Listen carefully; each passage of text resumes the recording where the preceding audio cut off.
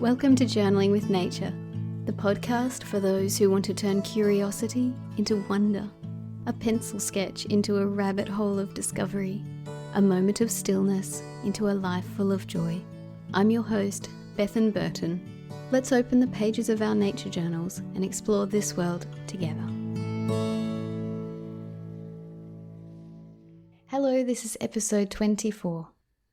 Today my guest is Kristin Link, a science illustrator and fine artist with a focus on the natural world. Currently living off-grid in Alaska, she has journaled in some very remote and beautiful places, including on glaciers and in deserts and even on a scientific research vessel. Come along for this chat all about her adventures.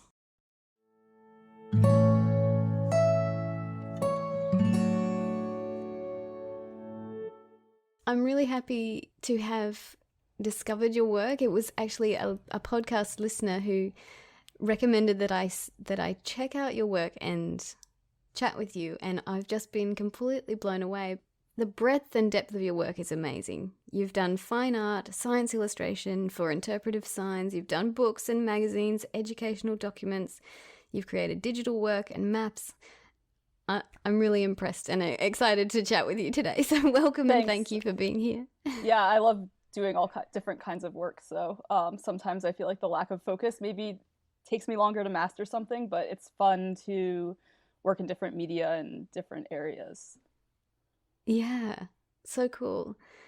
So I often start at the beginning with people in this podcast. I love to chat about early life experiences, and I read that you've loved science and art for your whole life, even as a young person, and I'd love to hear about that, about what was your relationship with science and art and nature as a youngster. Yeah, so growing up, I always, like you said, I loved nature especially, and making art, and I always loved science in school. My grandmother on my mom's side of the family was an artist, and she taught us, my brother and sister and I, how to draw and paint when we were really little. Like since I was a baby, she would be painting with me, and she never was worried about us making a mess. We'd get to go up to her studio and use her paints and just experiment. So that was really meaningful to me, I think, having that at a young age. And then my family always gave me a lot of encouragement to keep pursuing that. So I always felt comfortable studying art in school. I didn't plan to be an artist as an adult, but it was something that I loved. And so when I became an adult, or, as we're always developing and deciding what we want to do, art was the thing that I loved doing the most and spending my time with the most. But I've also always been intrigued by science and the natural world, spending time in the natural world. Both of my sets of grandparents lived in pretty rural areas and gave my siblings and I lots of time to explore in the woods and look at nature and learn the animals and plants. Even though growing up I lived in pretty urban areas, but there's always ways to find nature in the city or anywhere. And I was always drawn to those places, like being in the forest and in wild areas. I think those mentors, I always come back to this, that mentors in early life or even in adulthood are so important for forming strong connections with art and nature. And it sounds like your grandparents were those mentors for you. Yeah, in a lot of ways they were. And I think just having that time as a kid to spend in those places was really important to me. So you were born in Brussels in Belgium, and your family is from the USA, and you have lived near New York. You went to high school in London, and now you're living in McCarthy, Alaska. You're absolutely a world citizen. And I'm wondering about that, about how that plays into your work and your love of nature, your love of the world, because you have seen so much. Yeah, it was really meaningful for me to grow up in different countries and move around. I think one thing that it taught me is kind of, you started by talking about how I do a lot of different types of work. I think one thing that brings it together is that my work is usually very focused on place. And wherever I am moving around, I'm always very interested in learning about that place, figuring out how to be present and kind of studying that through learning about nature and science and in doing art there. Mm. Mm. Can you describe what you see where you are now? Because you're living off grid, and I'm wondering about nature around you. What do you see when you step outside? Yeah, so I live kind of 10 miles outside of a town called McCarthy, which is on Otna Athabascan traditional lands. And it's also in the Wrangell St. Elias National Park. It's kind of right on the Alaska-Yukon border. So it's sort of southeast in the main part of Alaska, but it's surrounded by all these glaciated mountains, the Wrangell St. Elias. And it's McCarthy is a super small community of about 100 people. There's more in the summer, but it's also a tight-knit community. And I live with my partner and our dog in a little off-the-grid kind of one-room cabin. And out my window right now, it's been snowing all day, which has been really nice. We actually live in a rain shadow because of all the mountains around us, so we don't get a lot of precipitation. But I see the snow and kind of a cottonwood spruce forest. And then that's like the window I'm looking out, which goes to the north. And the other windows look out towards the Nizina River, which is a big mile-wide glacial-fed river, which has become kind of a fascination of mine. It changes literally pretty much every day. And it's just a really interesting thing to live next to and watch. Yeah. Do you feel like being off-grid in particular connects you with the land in a way that you wouldn't be otherwise? Because you're chopping wood, I guess, and looking after yourself in a way that city dwellers don't. Yeah, there are just the necessity of chores keeps you tied in with the landscape. So we heat our house with wood and get all our wood locally. And so we're always aware of, how much we're using. And then we get our water also from a local spring or from a stream in the summer. And we don't have it plumbed into our house. So we are always aware of how much water we're using. Yeah.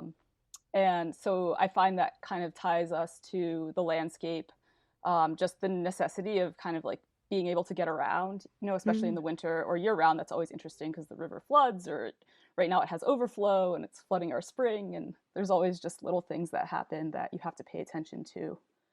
And being more aware of kind of how much you're using, where it's coming from, and then how much you're producing as a result of that is an interesting part of living remotely.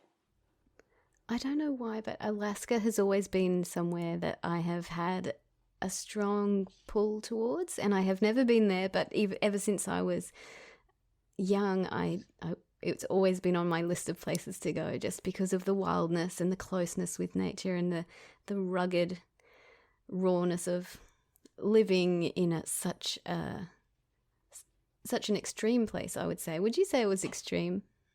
Yeah, it is. I mean, it's probably not so much in a lot of ways, but there are a lot of extremes that I think you do see here. But it's interesting you said that because I have the same impression of Australia, and I've never been there, but also some of it is part of that, like being far away and sort of exotic, I think. Yeah. Yes. And there's a lot of wild areas in Australia too, and remote areas. Yes, that's true. Well, it's a huge area. A lot to explore here as well. Yeah.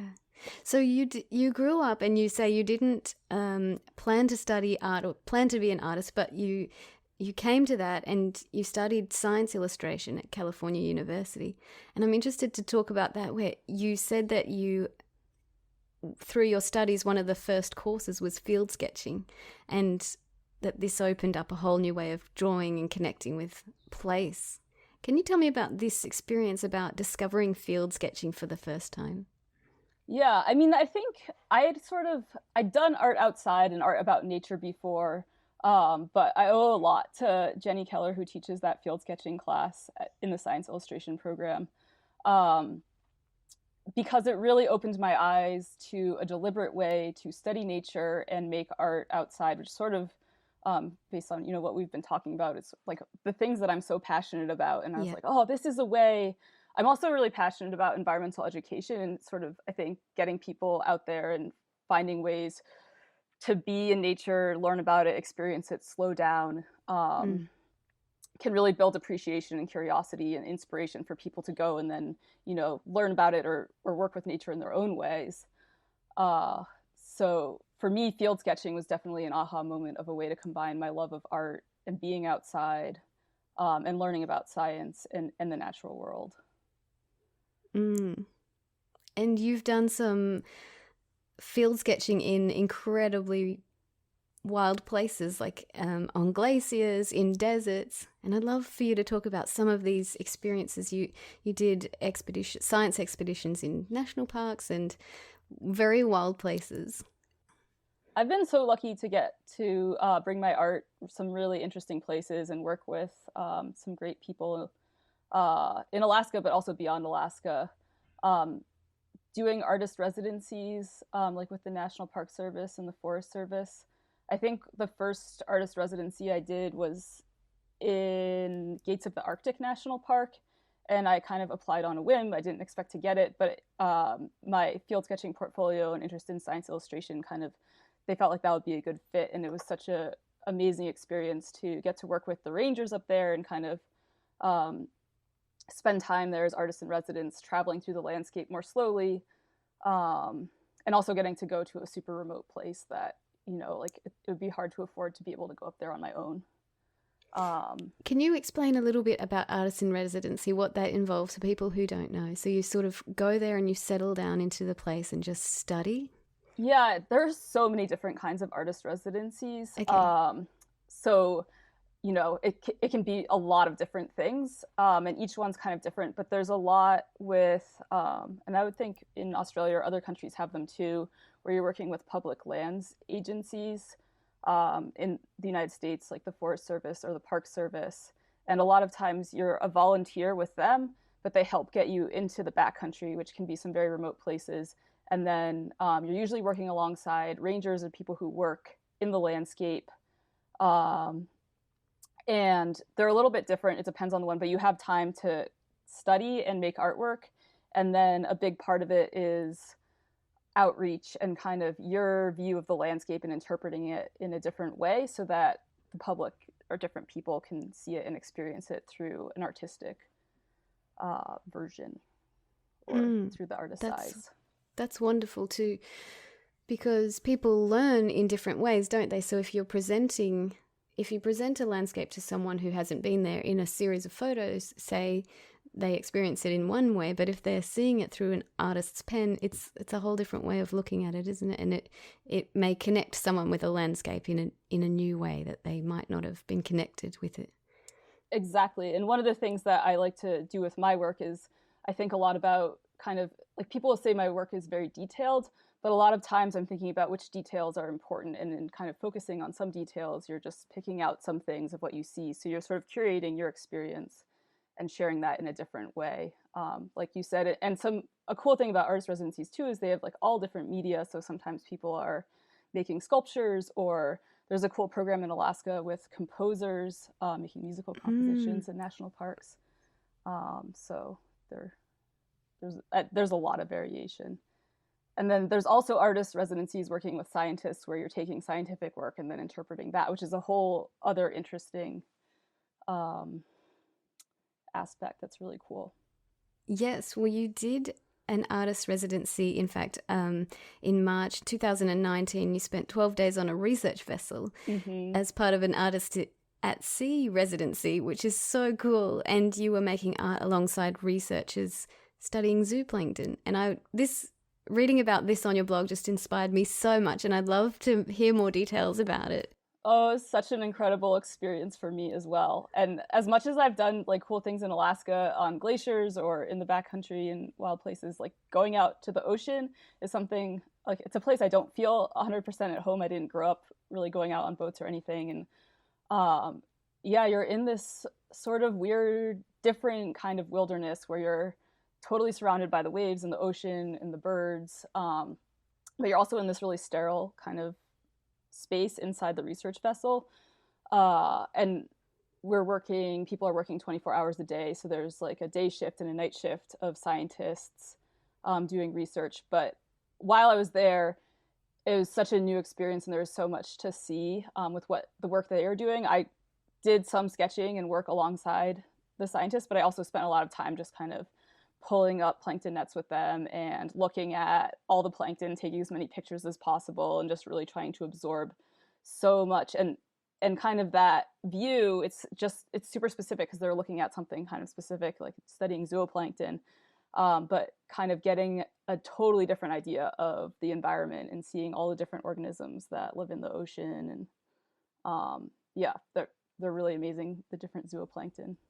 So cool. So they had these big, what were they, sort of like contraptions that would take a shadow photo of the zooplankton that you pulled up? Yeah, so they were doing two different ways of collecting data or information. One was dragging a camera through the water that was taking pictures of shadows as animals would swim through the cameras.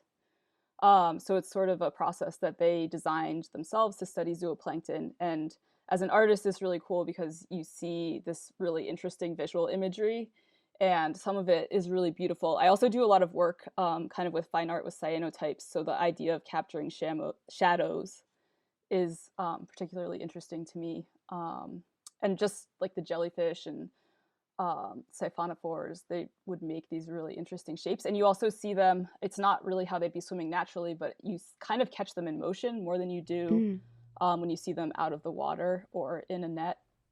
So you kind of get a different experience of what they look like with the camera. And then so they're doing that imagery study, and then they're also would every other night tow plankton nets, and so they'd actually be collecting like physical specimens, and then they'd bring those up, and that was really cool because you got to see like all the colors of the different plankton and fish. And yeah, it was also amazing because I had all these scientists who were there, and they would help me identify everything. It was such a rare experience to like have access to that kind of knowledge, and people being like, oh, this is really cool, it does this, or this is this type of jellyfish. So that was really awesome. So amazing to have science and art right there together on the boat.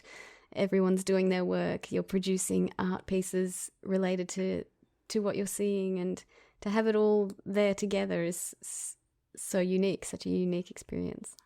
Yeah, and cool also just to be in kind of that small community, because there's the scientists, so there's me as the artist in residence, and then there's the crew on the boat who are like cooking and running the boat and doing the engine machinery. And it's a kind of like, even though it was a lot of people, it was still a small contained community, so it's cool to see how that all functions together. You mentioned cyanotype work, and I've done this from a kit with my son, where you take the kit outside and you expose well, I'd love for you to explain what it is, in fact, because you use it quite a lot, and you use it in a way that I haven't seen done before, and I love it. It's so unique. But I'd love for you to explain exactly what cyanotype printing is. Yeah, so cyanotype is a photographic process. Anna Atkins is famous for being one of the first people who used it to create photograms. And what she did was she was making a field guide of British algae or seaweeds, and she'd take the actual plants or seaweed and put them on top of the paper. And then the way it works is that the UV light exposes around the object, so it leaves the shadow to create the image. And where things are transparent, you get these cool effects as well, because some light will come through, but not entirely. And they use that to create blueprints. So that's where like a lot of architectural drawings would come from. Okay. And what I do, which I guess is kind of based on blueprints, but I, a while ago, was trying to think of ways to create reproductions of my drawings, because I create these drawings, they take a long time, and I don't have a printmaking press, although I could go that direction. But I sort of latched onto this idea of making cyanotypes from my drawings and drawing on something clear like vellum, and then where my ink lines are, it creates a shadow, so that becomes lighter in the actual print. And I've been doing a lot of work with studying glaciers, where I draw the ice, and then that part ends up like lighter blue or white, and then the background part is a darker blue. So I'm using my drawings to kind of create shadows and make prints from. And I love the effects. On your website, you have one set of drawings, which is a wolf, and you've exposed them in different ways. And so I guess you put on one of them, you put something weighted on top, so that all the all the lines are very crisp, and on the other one you just let it sit, and the lines are crisp in some areas and blurred in other areas, and it creates a whole new effect. Yeah, that's something that is hard. You can't really control, but by having the paper on top of it, it's sort of where it's separated from the paper beneath it, it gets blurry, and then the lines aren't as crisp. And it's a really amazing. I love working in processes where you have like kind of this tight control in the drawing, but then you also can get separated from that and let the natural environment sort of do its thing and mess with it in some places. So it sort of lets these other elements in. I love that. A bit of a surprise. Yes, it's hard to control, and it does lead to unsuccessful projects sometimes, but when it works nicely, then it's really cool. So as I said before, I've done this cyanotype printing with my son. You can get little sun kits from the store, and we did some with leaves. You just lay down the leaves, and I've never seen someone do it with a drawing before, and I guess I just haven't come across it because you said it's common with blueprints. But I love this idea that you're taking your artwork into a new step. So you do the drawing and you could finish at that step, but then you're taking it in another direction. And you did that with the zooplankton series, and they just look so ghostly and otherworldly. These zooplankton cyanoprints, they look different from what they would if you just had drawn them. They look really flowing and ghostly almost. Yeah, I've been really enjoying kind of tapping into the subject matter of that movement and like the idea of ghosts, and like kind of I'm really interested in trying to figure out a way to connect like the scientific study with also the spiritual aspects. I think that plays a role in how we understand nature and the world around us, and with the cyanotype process I can sort of touch that or delve into it. So that's definitely something I'm excited about with that work. Do you want to talk a little bit about that, about your spiritual connection with nature? Is that hard to talk about?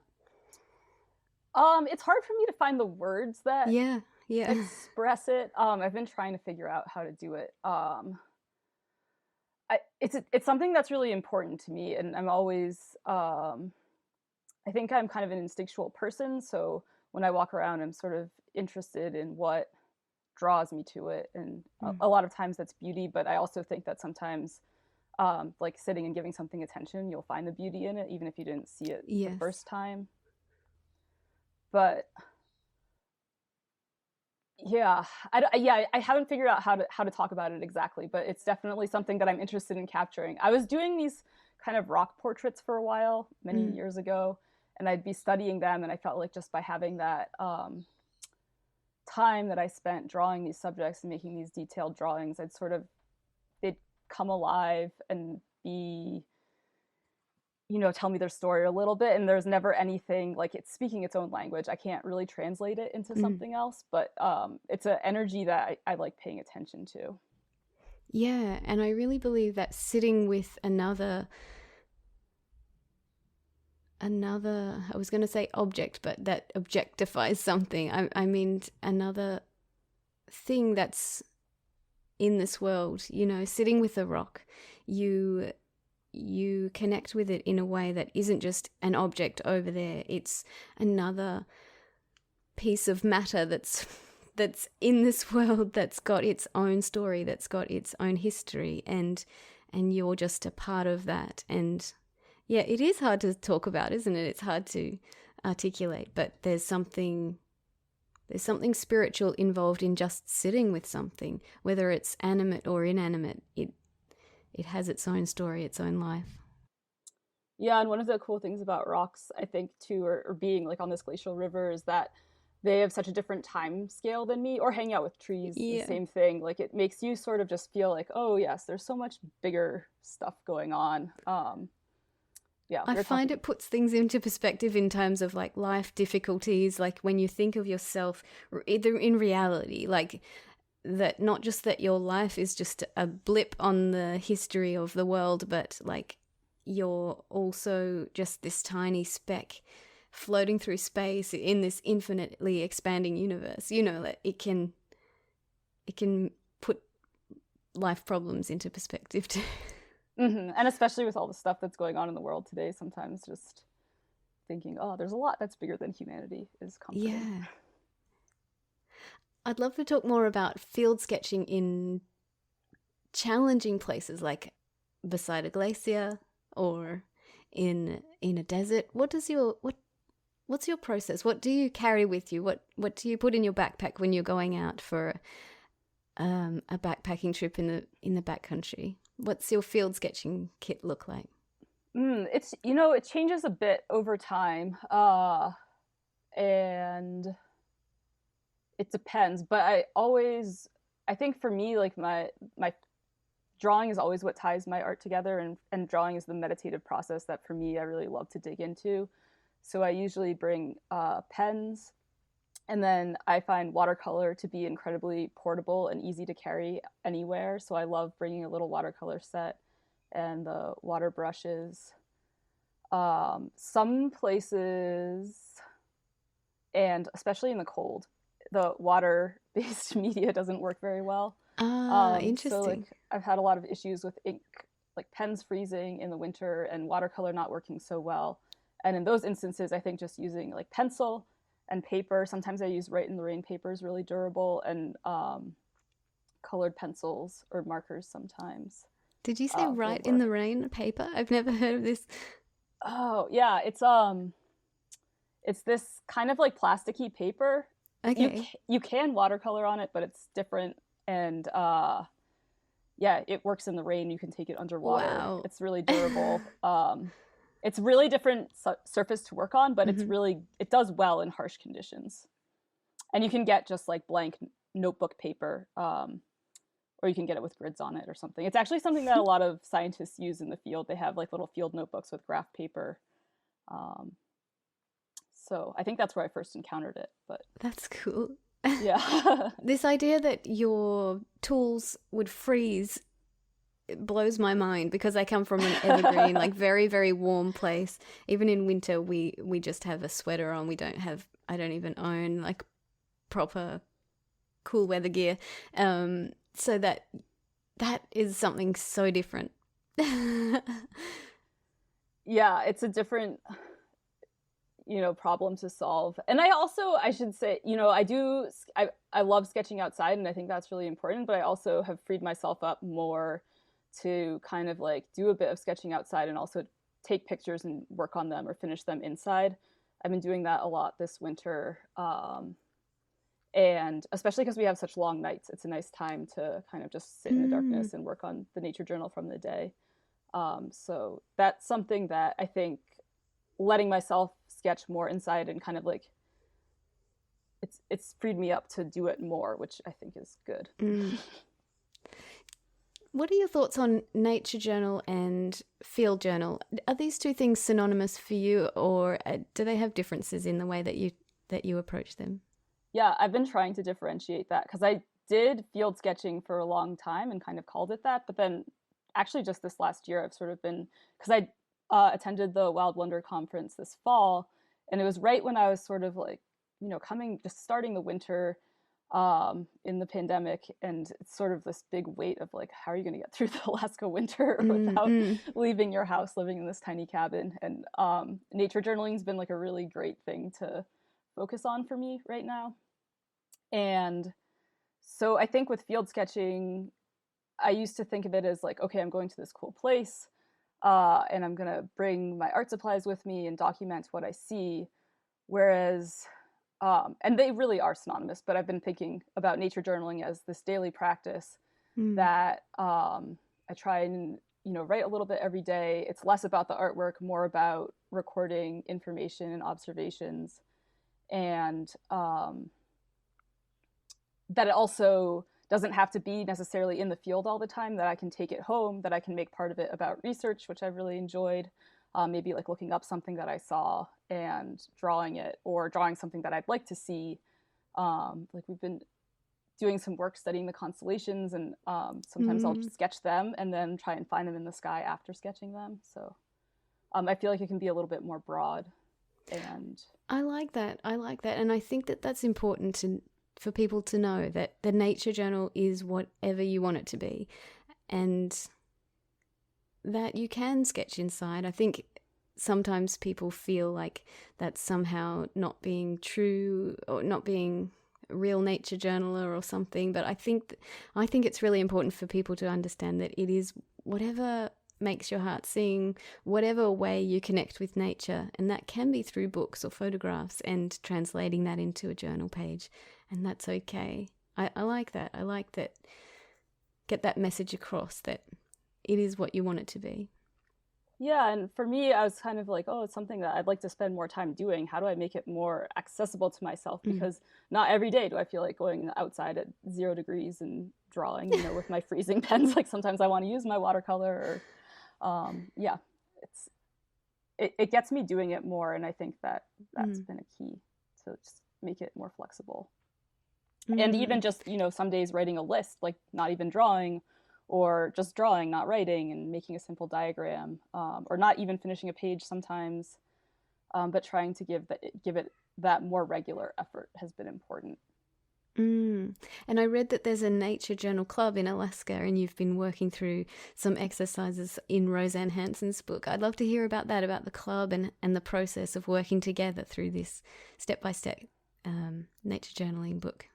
Yeah, having a group of people has been really nice to share with and share ideas with. And we've also been working through a lot of the same kind of subject matter, because it's all people in the north who are kind of looking at the snow and dealing with freezing pens.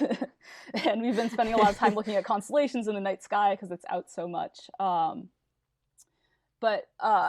Kim McNett started the club, I think, and she was a group of people who met in person in Homer, but then in the pandemic moved it more online and kind of made it more broad, so that people like it's a long drive or a long travel for me to go to Homer. So even Alaska's a big state, so it's nice to be able to meet with people who are kind of far away and get together and share nature journals.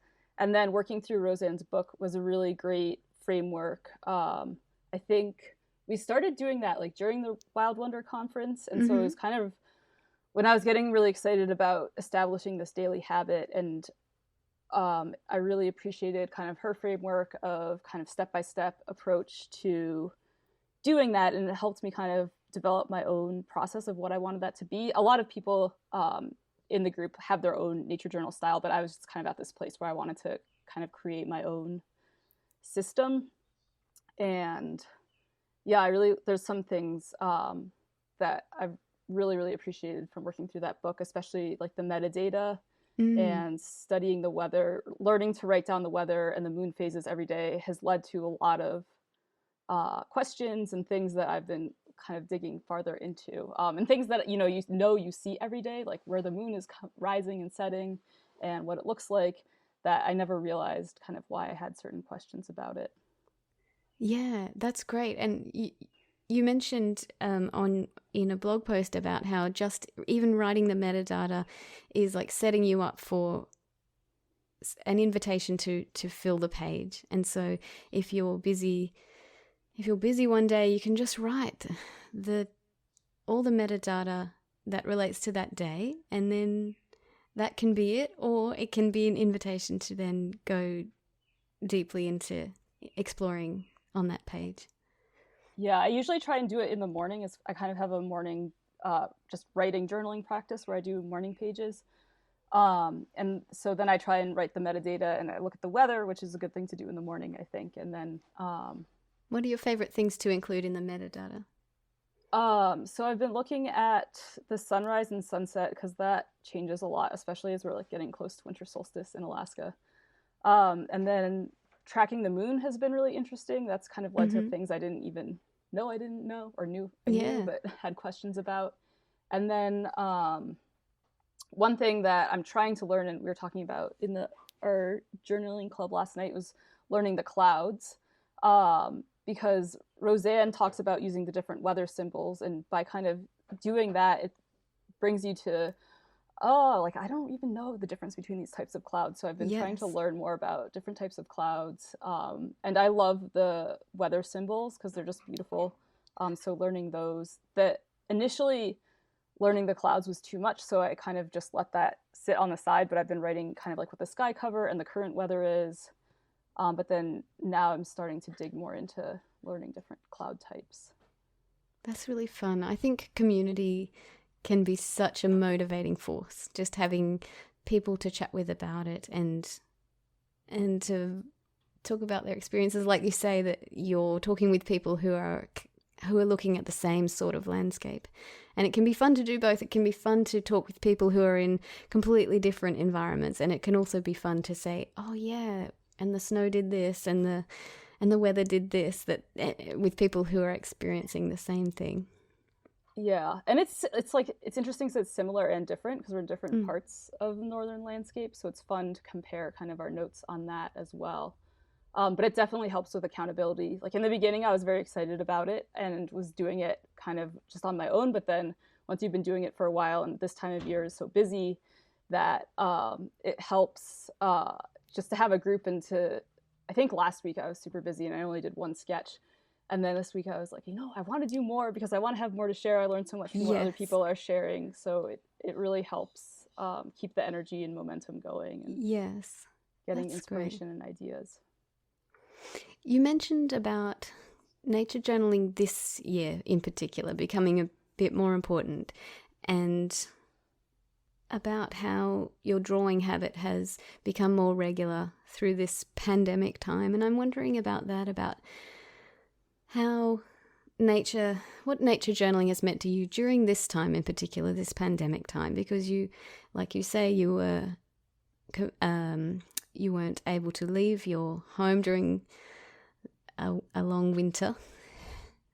I'm wondering about what pandemic nature journaling means to you. Yeah, it so I think in the beginning of the year I was doing a lot of that work with cyanotypes and glaciers, and a lot of that has to do with climate change, and making it kind of captures a lot of sadness that I feel for Mm, like the landscape and the landscape changing, like that idea of soul nostalgia, of having nostalgia for the thing that is around you mm, but is changing. And in the middle of the pandemic, like this spring and summer, I felt like I didn't really want to go into that work because it had a lot of sadness and there was a lot of sadness in the world. Um, and so nature journaling is something that was kind of has less pressure on me, but also a way to mm. kind of just be in the environment and find the joy in the things that were going on around me and kind of just be more present, thinking less about maybe some of the bigger picture stuff. I think it's all related, but um, it was a way to slow down and be present, to celebrate, that I love where I live, and being here, and watching kind of like the little changes every day brings me a lot of joy. So it was kind of a way to focus on that and have a sort of daily art practice that would tie me to this place and kind of like get me drawing again after taking a little bit of a break this summer. Mm. Yes, I've heard that before with others, that during this time, drawing and focusing and nature and connection has been a bit of a balm. And that's what I'm hearing you saying, that there's so much going on out there that's upsetting, that nature journaling can bring you back and help you feel more calm, more stable in turbulent times. Yeah, and I think it's kind of like that daily practice to return to. And I think it's important to pay attention to what's going on Mm. in the world. If we have that time to meditate and be present and relax and feel like we're grounded, it helps us deal with that stuff better. So Yes, yes, totally. So you also teach art, and you teach field sketching, and you teach adults, and you also teach in schools. And I always love to hear about stories with folks connecting children in particular with nature, because I think it's so important for growing adults who are environmental stewards, who love nature. I'd love to hear a bit about your experiences teaching nature journaling to youngsters. yeah. it's fun. Like teaching in schools is interesting because you're working with all different kids. Some groups of students like love art and they get really into it, and some don't, and Yeah. that's great. Not everyone wants to be an artist, or art isn't everyone's way to connect with their surroundings. But one of the things that has been really meaningful for me with teaching is I've done a lot of mural projects with schools, so it's not nature journaling per se, although it definitely ties to drawing from the natural environment, and we do a little bit of nature journaling usually when I'm there. But I'll travel to different communities in Alaska and work with the school and kind of say like, okay, well, what's important about this place and what makes it special? And then we'll work together with their drawings to create a mural that kind of depicts that. And it's been really meaningful, you know, with the art or not, but just to have this image and process where we're really talking about what's important and special about the place where they live. And I've had a lot of students, you know, a lot of people live in, like in Alaska, a lot of communities are isolated, and you grew up there and it's, you know, it's hard to leave, or as this, like I felt this way as a kid, even though I moved around, like you take a lot of things for granted, but to have someone else come in and kind of help you show and work together to create this image of like what makes a place special. I've had students say like, oh, you know, like I never like appreciated that, or thank you for helping me see how beautiful the place where I live is. And it's really cool to kind of spend, they're usually 2-week projects where we spend 2 weeks sort of really celebrating a place and talking about what makes their community special. And a lot of times the images are about like the community and the people and the animals and plants. And in rural Alaska, a lot of the subsistence lifestyle of hunting and fishing and gathering plants is a part of that. So I think in those projects, you know, whether or not they get really into the art, a lot of times they get into that idea of working together to create something that celebrates place, which is really cool. I love that. I love that. It's such an important thing. It's like, it's almost like an exercise in gratitude, isn't it? Like to say, wow, that's what I feel actually about nature journaling, that when you're looking at something with, like John Muir says, sustained compassionate attention, it is almost an act of gratitude to say, just to say, wow, look at what's in my backyard. And it sounds like that's what you help guide children to see, like, oh wow, look at this particular duck that we see that might be common and we might not have looked deeply at before, but it is actually really amazing, or this thing or that thing. That's a really special gift, or a really special thing to open the children up to. Yeah, and it's really special for me to get to work with communities and people to kind of figure it out. Like I'll usually go to a place and it's different and new, and I think there's also some value in having someone else come there and like, appreciate the place and be like, oh, tell me about that. What is this plant? Yes. And so that's a cool experience. Yeah, for kids to be able to articulate that as well to someone who's maybe not from that community, to say, just say what is cool about what you see around you, and then they have to explain it. So that gives them the chance to focus their attention on it in the articulation. And I think we're trying to figure out how to do some of these projects virtually this spring. And one idea that I've been working on is maybe having students interview other people in their communities, particularly like an elder or their parents, about, you know, they can add their thoughts, but then also get from other people, like what does make this place special? And I think sometimes honoring that wisdom from other generations can be a cool way to share it as well. Yes, that's beautiful. Kristin, thank you so much for talking to me today. It's been so good chatting about your art, about settling into a place. I love that even though you've moved across the world many times, you always come back to the place you're at. You're focused on this place and this moment, and that's a really special thing that you've got and that you bring to the world through your art. So thank you so much. Oh, thank you for the conversation. It was really lovely.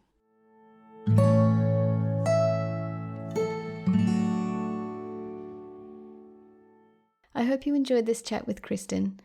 I loved listening to her talk about her Artist at Sea residency, creating artwork of zooplankton alongside scientists. Kristin mentioned the Facebook group she's part of, who all journal together. This group used to be called the Alaska Nature Journal Club, but they've recently had a name change.